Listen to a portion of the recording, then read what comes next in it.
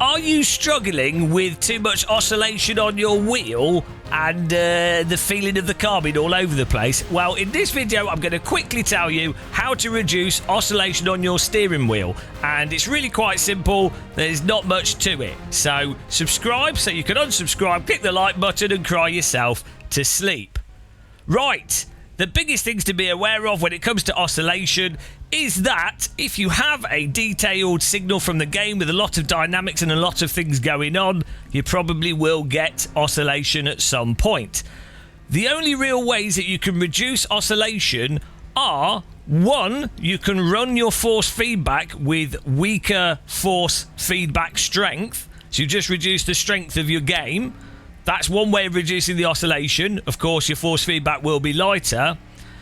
Two, you could have a less detailed signal from the game of the force feedback. That would also be if you lowered the strength of the game. But let's say you were using LMU FFB or some custom force feedback or settings in the game. If you reduce settings that are applying left and right movement to the wheel and you reduce them, that will reduce oscillation. But again, you'll be losing detail. Separate to that, what you can do is add damper or friction to your wheelbase. And what those things will do as well is actually reduce detail and information, but it will also stop oscillation. So really, it's a compromise between how much detail you want, the type of force feedback that's coming out of the game, and the strength of your force feedback. If you're on really low end, but probably still quite nice force feedback wheels like Logitech G293s, T300s, Moser R5s, CSL DDs, that kind of stuff, you probably don't want to add any friction or damper to your wheels, or not much at all, because those wheels, the output of them is so light that the weight of your hands, the weight of the wheel rim will already act as a form of damper, and the wheel's likely to not oscillate too much because you just holding on to the wheel will stop it oscillating. Any wheel basically under 8 to 5 newton meters, you probably won't have issues with oscillation so long as you're holding on to the wheel.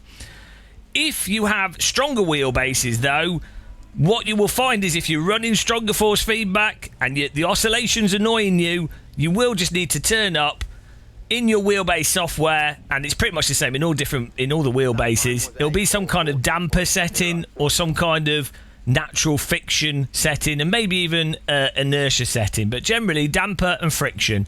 If you turn those up, you will stop getting oscillations, but you will start to lose detail. So you might have to turn the strength of your wheel up to then turn the damper up and then find a compromise point between where you still can feel what's going on, but it's not too overactive. But it really isn't too complicated, you know. You just, the stronger the strength of your wheel, the more damper you can apply while still being able to feel stuff.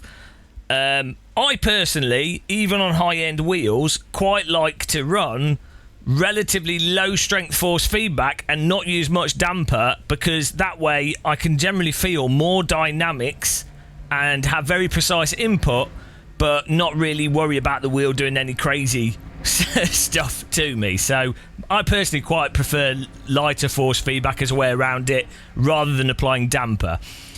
If you do add damper to wheelbases, what you also notice is that the damper will, in the wheelbase damper, will have a specific feel to it.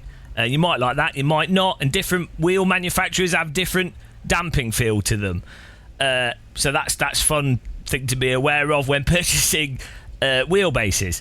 Now, maybe not pertinent for Formula 1 cars and GT3 cars, some wheelbases also have a maximum wheel speed setting, and if you're not doing like crazy drifting where you're going to let go of the wheel and have it spin around quickly, one way to reduce oscillation or crazy wheel movements is to set a maximum wheel speed to be quite low. Generally, that's probably more of a safety feature. So say for GT3 cars, your oscillations are probably happening in the centre, and probably even at the lower wheel speed, it will still oscillate quite aggressively. But you could try also setting a lower maximum wheel speed to reduce oscillations. But, you know, you just have to fiddle with these things.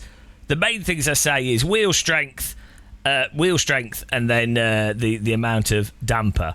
Disembodied muscle here some wheelbases will also have way more advanced damping and friction options. For example, allowing you to apply just damping and friction to the centre of the wheel or to the edges and do whatever you want with it. So it's worth just checking what your wheelbase offers, if it does at all.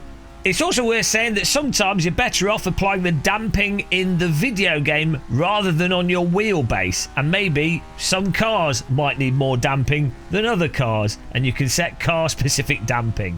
And just for fun, you also have dynamic damping options, which generally allow you to increase the amount of damper based on the speed of the car in the game. So if you had a car that you're driving, maybe like one of these vintage cars, and your wheels going all crazy but only at high speed, well, you might want to then look at putting dynamic damper on so that as you go faster, damping increases, and as you go slower, it decreases. Though I typically find that the issues of oscillation are most problematic at low speed rather than high speed, so I hardly ever end up using those dynamic damper settings.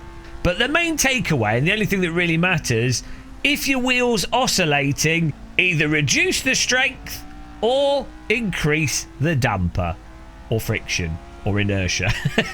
But yeah, that's it. It's that simple.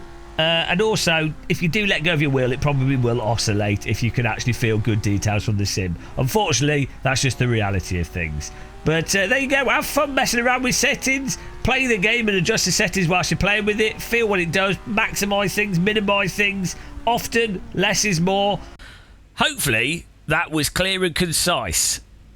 Let me know in the comments if it was, and if it helped you, and if it changed your life. It clearly did. Thanks for watching. Happy tea drinking. Take care, and goodbye.